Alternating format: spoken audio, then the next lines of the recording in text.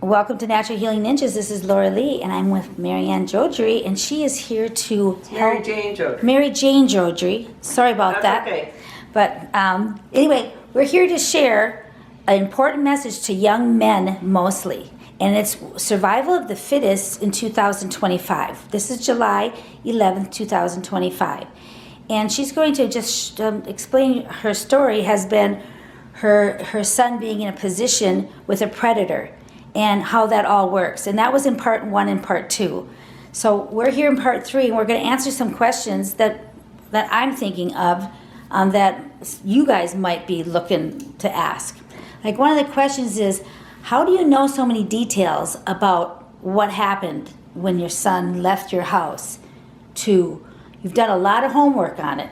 How much did it cost you? Did it cost you anything besides time and anguish? And It has cost us a lot of money. Money, but okay. Also, it did cost us a lot of anguish, and we got a break because we had Tommy's phone. And okay. lo and behold, Tommy's phone had everywhere that they went that day. Tommy signed up for this thing called Google Timeline, and so whenever Tommy would leave the house, he'd turn it on, and then he'd make a little video to himself about what he did that day. And so he was kind of looking forward to this guy showing him artwork. They were going to look at artwork at Cal Poly and all this stuff. So anyway, we were able to follow all the different places, and this guy never took Tommy to where he said he was going to. And this is how predators respond and react, or how they are. How can you warn someone? Because Tommy didn't know, you didn't know, your husband didn't know, but he knew, the predator, because they are good at this. Yeah, and you wouldn't think that somebody who's 21 years old would have this problem. And that, that at that age you're going to run into this situation. But the guy texted Tommy for over 2 months. So he prepped him I'm your groomed friend. Him. Oh, okay, it's called grooming, and I had never even heard of this term. I also went through Tommy's text messages, and he asked lots of personal questions. Inappropriate personal kind of inappropriate, and he used some language that is language that would be that we had to actually look up on there is an dictionary of this foul kind of stuff, and they have a certain kind of language, like everything does. Yeah, okay. Instead of calling Tommy Thomas, he would call him T-Bone, and Tommy didn't really like it. And he was asked during a deposition, why did he use that term? And actually, T-Bone, if you look it up in these dictionaries, it's a really horrible thing, and it's something that sexual predators do 2-on-1 to their victims. To hurt. It's a horrible, horrible thing. Right. And there were just lots of languages, and Tommy didn't quite pick up on this stuff, and then he wanted to know about Tommy's friends and all these, especially one friend of his that helped him with this cactus business. And he was basically wanting to know when he would catch Tommy alone. And then he also went through all of Tommy's Instagram, all the social media. And I think I would have been a little surprised, but he really kind of gained Tommy's trust. And then he said, well, I can help you market your art. I know all about marketing. You're dealing with, how old is this guy? 56-year-old going after a 21-year-old to do what to him? Because if Tommy didn't fall off that railing and actually he did get away from him, because what he would have done to him, do you have any idea what are they called, that group? The Chicken Hawks. What do they do to these men, these young boys, when they do capture them and take them away? Well, there's one location that I know of on South Higuera Street in San Luis Obispo that I have alerted the police department to, and they own a building down there. It's a little apartment that is unmarked, and it's full of boxes, and even in my son's text messages, Thomas had given him a couple cactus. He goes, I'd like to see what you've done with them at your place. And he goes, oh, you can't come to my place. It's all full of boxes. So that's where he was taking them to. We did find out that there was a sexual assault there 8 months prior to my son. And I really can't elaborate too much on that because. But what you're saying is they have these houses or places that they get them intoxicated, and they get them they get them somehow intoxicated at the bar. The by kids throwing practically rubies pass in it. out. They take them to their car, Okay. and then they roofie them. The other victim. What is roofie? Roofie is a drug that they put in the alcohol. Okay. And I've watched these videos time and time again to see if there was actually drugs put in the alcohol. I couldn't see, but there were a couple of drinks that they had just on the patio at the bar too that he could have Right, put something and he in. had many opportunities actually, Right. if that was So his intention. a roofie is a drug that they put in your drink, and that's why they always tell you if you have an open drink at a bar and you leave, you come back, don't drink that drink because somebody could have put drugs in your alcohol. And it's true. It happens all the time. It's a large problem in San Luis Obispo. And, Predator and prey. Mhm. So then what does a roofie do? Make you like go to sleep or? Well, some of these drugs have been around a long time and they're tried and proven with these guys. Some of them actually contain fentanyl too.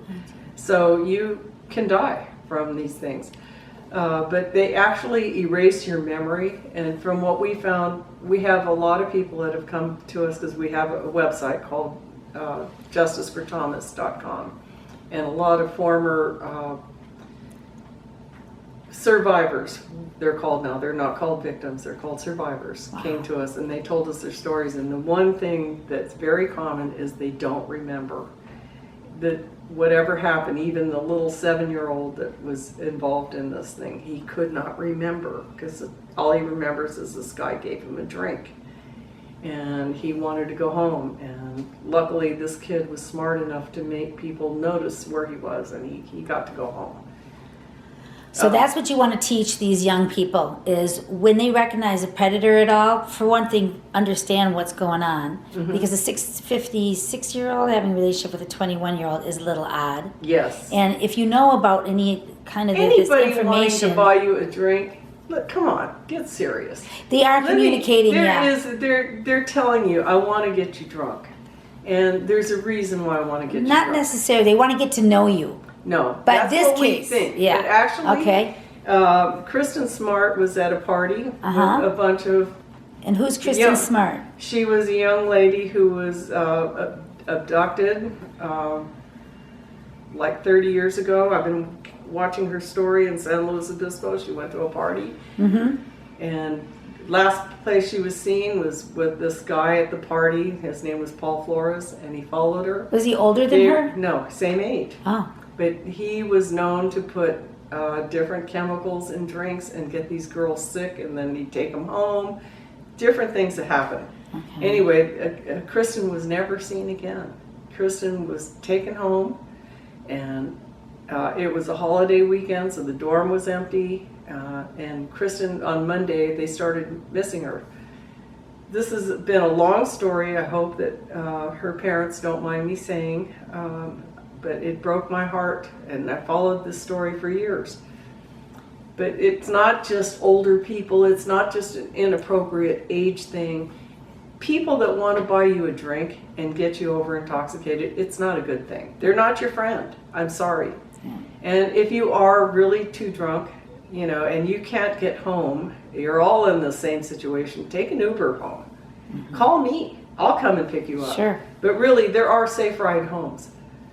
I wonder if you can call the police station and say, I'm intoxicated. Could you I would help like me? to think that you could, but I don't know that for a Because fact. they'll arrest you for public intoxication. I don't think so, but I wonder if they could call Uber and you could pay for it tomorrow morning. Some kind of system. They have like Safe Ride. Does that cost anything? well, most of the college campuses, actually, the Smart family at Cal Poly, they've kind of established a, sexual assault awareness. And most murders, actually, Kristen was murdered and Paul Flores was convicted just about 3 years ago.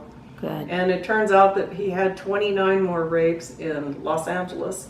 How long did he, from Kristen Smart to when he got He was on the. How many years was that? He was running for 27 years. 27 years and then But her hurting other family people? stuck with it. So you're talking about families doing all of this work, like my husband and I, their family. Lots of families in this area, if they want to find out what happened to their kids, they do their own work.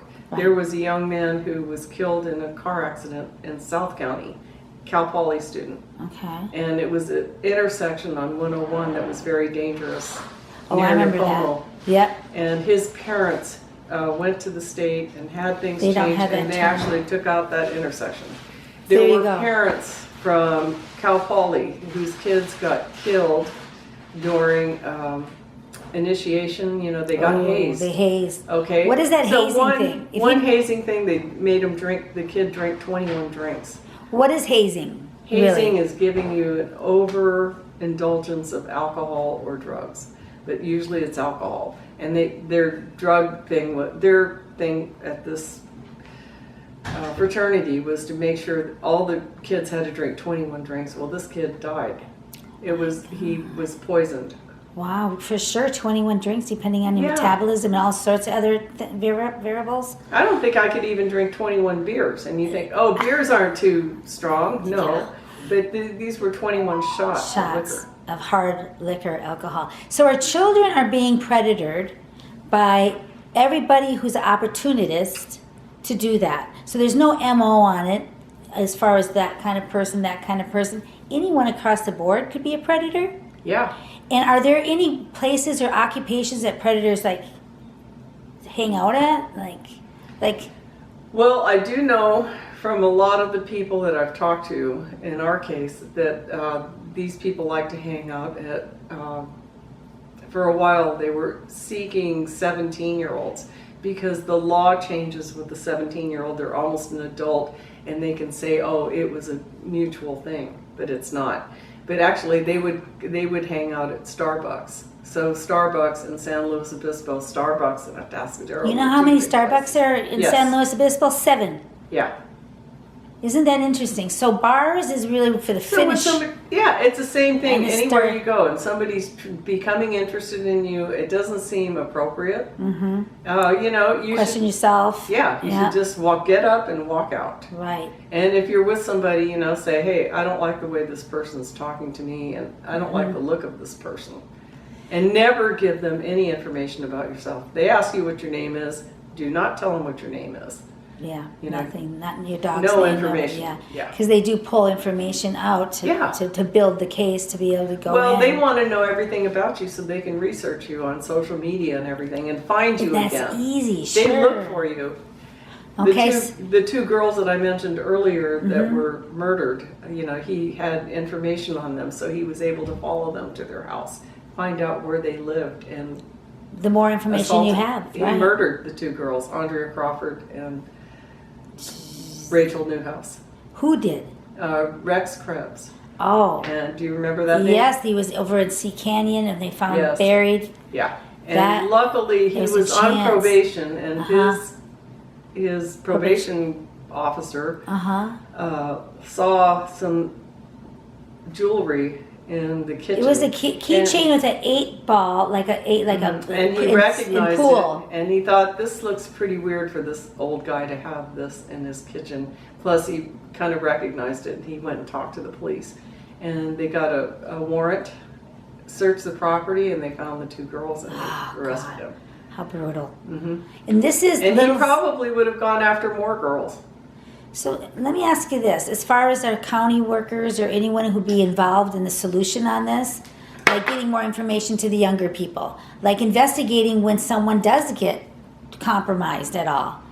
Well, I that's- think Dan Dow, who is our district attorney, tries to really do a good job in this area. Beautiful. And he has established a victims awareness type thing. There you go. And I would like to think that our police department is starting to look at these cases, but I get more information from people that get a hold of us, and they're shocked that their daughter or their son has had some near run-ins, and especially in our case where we prevented 3 others. They said there is nobody out there that's kind of keeping an eye out for them. They feel kind of like they're vulnerable out there. Yeah, I would say. Yeah. So what's the solution?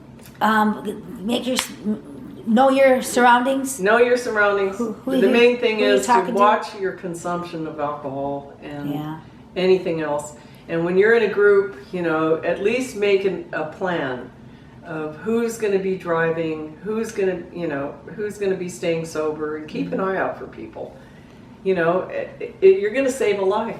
You're going to save a life. And now, as a parent, and if you do run across these people, I do think that you need to make a police report and tell them and give a good description of the person. Make their job easier, because it's not an easy one, because these predators are professional. Right. And if you have been a victim, get a hold of me.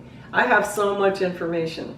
And please, if you have been a victim, go to a hospital, get a rape kit, and then get a hold of me, because I have a lot of information and we can get these people behind bars. Yeah, we want them out of our community. But the one in particular that I'm thinking of, and I really, I have so much information on that. Right, because it's all good. A house of cards falls down fast. Let me ask you this. As a parent, what advice would you give to a parent that if you would have been able to recognize predator activity around your child, what would you recommend someone to maybe figure that perspective out? Because people don't think that way. I would like to tell them that it doesn't end when a child's a child. It doesn't end when the child is a teenager. It doesn't end when they're like in their early 20s. And actually, most murders in this country start out as rapes that have gone wrong. Wow. And most people under the age of 30 that died, it's that type of situation. Oh my God! So it's horrible. They're being this is out of control. Out of control. And when you're under 30, the reason this happens is because you're beautiful, and that's exactly what they're looking for. And curious but the predator mind only wants that young person. It's really sickening. Yeah. I know. It sounds really gross. It is, but we need to face these things, because these people need to be eradicated from our community and held responsible for that. Are they curable or anything? Is there something wrong with their brain? Is something? I think so, but I'm not a forensic psychiatrist. Sure. I'm actually going to speak with one pretty soon. Okay. And I will ask that question. Yeah. That's so you're still working on this. Yes. And what I have learned, I contacted the Rape Crisis Center in Santa Barbara, California, because every night on their television station at 10 o'clock they say, 1 in 4 young women has been sexually assaulted. 1 in 5 young men has been sexually assaulted. And I contacted them to see where they got these statistics from, and they said actually it's a higher percentage for men, but men are less apt to report it. We do need to report these crimes, because when you don't report it, another person is going to get hurt. That's right. And multiple people are going to get hurt. And if the person just a year prior to my son had reported it, my son would be here today. Sure. And those stats will go down with education and knowledge, and that's what you're doing here. Education, knowledge, and putting these people behind bars. And putting action to it. And it's not easy. And you're doing the in the trenches work. Yeah. What is your website again? And how do people get a hold of you? We have a website, www.justiceforthomas.com. Okay. It's a very simple website. You can navigate it easily. Okay. We tell the story. It looks like there's not much activity there, but actually we just keep all of your information very private. Good.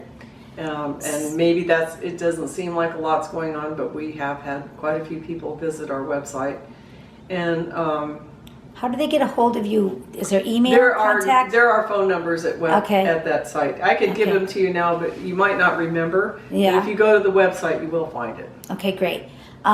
So if you, just to synopsize this, if you are out there and you're young and you're like a plum on a tree for these predators, you want to be aware, so then you can fulfill your life and not be caught in this snare. Exactly. You want to live to see 30. Right. And I gave a talk at a couple of different colleges, and my thing is, I told them, I said, you guys want to live to be 30. And because if it gets better. This made a difference for you, when you turn 30, send me a postcard. Nice. I would really like to have that. That's right. So if you do need any help, or if you're confused or have any questions around this topic, which is a topic that's going to go away one day, because women like Mary Jane over here is doing her part to get it out there at the cost of her son and everything else that comes along with it. You're a very brave woman. Thank you for your courage and your persistence.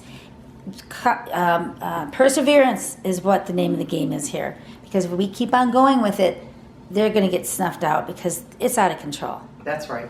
So thank you, Laura. I say love life and life will love you back. See you on the next video.